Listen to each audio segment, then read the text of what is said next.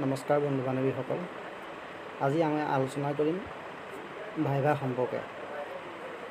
ভাইভাৰ কিছুমান টিপছ আপোনালোকৰ মাজলৈ লৈ আহিছোঁ। ডাইৰেক্ট ৰিক্ৰুটমেণ্টৰ ভাইভা টেষ্ট কিদৰে দিবগৈ লাগিব আৰু কেনেকুৱাখিনি সতৰ্কতামূলক অৱলম্বন কৰিব লাগিব তাৰ বিষয়ে আমি আজি আলোচনা কৰিম ভিডিঅ'টোত। যদি ভিডিঅ'টো ভাল পায় আপোনালোকে মোৰ চেনেলটো ছাবস্ক্ৰাইব কৰি ল'ব আৰু কাষতে থকা বেল আইকনটো টিপি দিবলৈ নাপাহৰিব, যাতে মই ভিডিঅ' দিয়া প্ৰথমেই আপোনালোকে মোৰ ভিডিঅ'বিলাক চাবলৈ পায়। আহকচোন এতিয়া আমি ভিডিঅ'টো ষ্টাৰ্ট কৰোঁ। ইয়াতে প্ৰথম কথা হ'ল যে আপোনাক যেতিয়া ভিতৰলৈ মাতিব পৰীক্ষকে, তেতিয়া আপুনি সোমাই যাওঁতে প্ৰথমে দুৱাৰত নক কৰি যাব।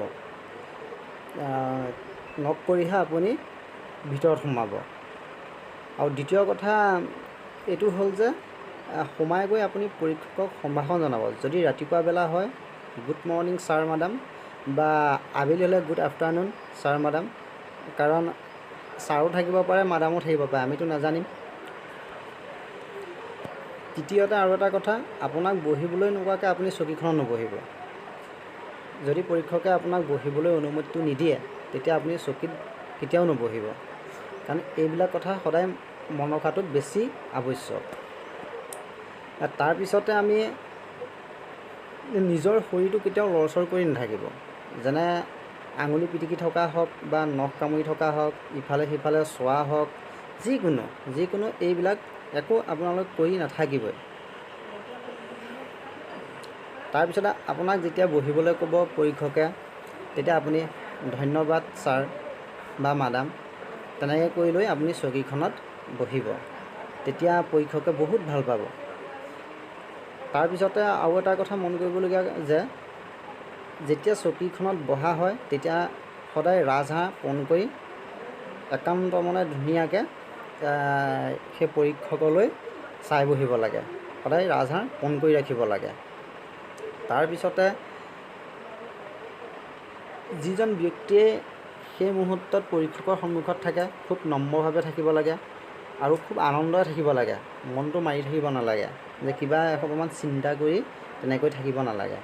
তাৰপিছতে যদি আপোনাক সোধে, যিকোনো এটা প্ৰশ্ন যদি সোধে, আপুনি যদি জানে সেই প্ৰশ্নটো জানে বা নাজানে সেইটো কিবা কিবি বা এইটো কি আছিলে এনেকুৱা ধৰণৰ কথা কৈ থাকিব নালাগে। যে নাজানিলে নাজানো বুলি ডাইৰেক্ট কৈ দিব লাগে।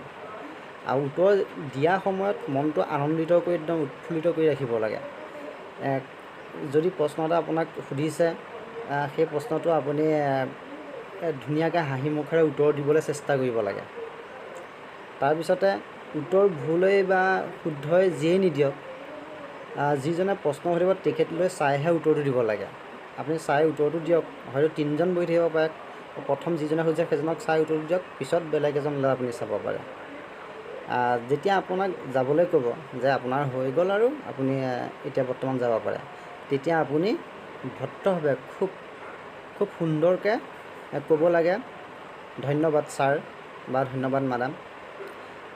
এইখিনিতে আৰু এটা কথা আৰু বেছি মন কৰিবলগীয়া যে ভাইভা দিবলৈ যোৱাৰ সময়ত তামোল, গুটখা, চাদা, মটা আদি যিকোনো বস্তু খাই যাবই নালাগে সেই মুহূৰ্তত। কাৰণ তাত চোবাবলৈতো মন যাব, চোবাই থাকিলে পৰীক্ষকে দেখিবলৈ বেয়া পাব বা এনেকুৱাখিনি কাম কৰিলে বহুত বেয়া হ'ব। আৰু এটা কথা এইটো প্ৰথমেই ক'ব লাগিছিলে যে সোমাই যেতিয়া যোৱা হয় বা may I come in sir বা may I come in madam এনেকৈ অনুমতি লৈহে ভিতৰত সোমাব লাগে। এই নিয়মখিনি আপুনি মানি লৈ ভাইভা দিয়ক, চাব আপুনি সফল হ'বই। আৰু আপোনাৰ ব্যৱহাৰেই আপোনাৰ পৰিচয়।